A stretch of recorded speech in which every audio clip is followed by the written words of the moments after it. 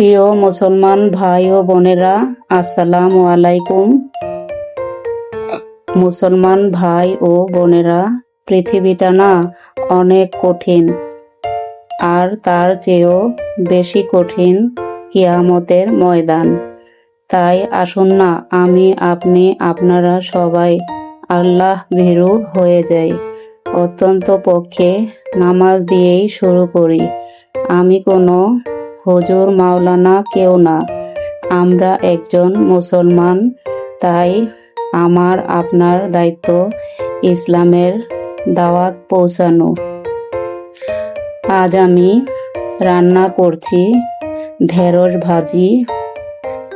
ভাজিটা যেভাবে রান্না করলে সবুজ সবুজ থাকবে, চুলাটা ফুল হিটে দিয়ে রান্না করলে ভাজিটা সবুজ থাকে, অবশ্যই ঢাকনা লাগিয়ে দিতে হবে।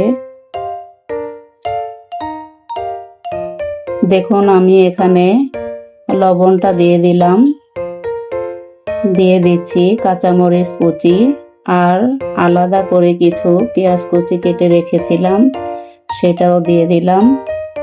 এখন আমি নাড়াচাড়া দিয়ে ঢেঁড়সটা নরম করে নিব আর ঢাকনা লাগিয়ে সেদ্ধ করে নিব। আপনারা আমার সাথেই থাকুন। দেখুন আমার ঢেঁড়স ভাজিটা হয়ে গিয়েছে, সেদ্ধ হয়ে গিয়েছে। আমি হাত দিয়ে দেখিয়ে দিচ্ছি। আমার রান্নাটা যদি ভালো লেগে থাকে একটি সাবস্ক্রাইব করে দিবেন, আমার পাশেই থাকবেন। আল্লাহ হাফেজ।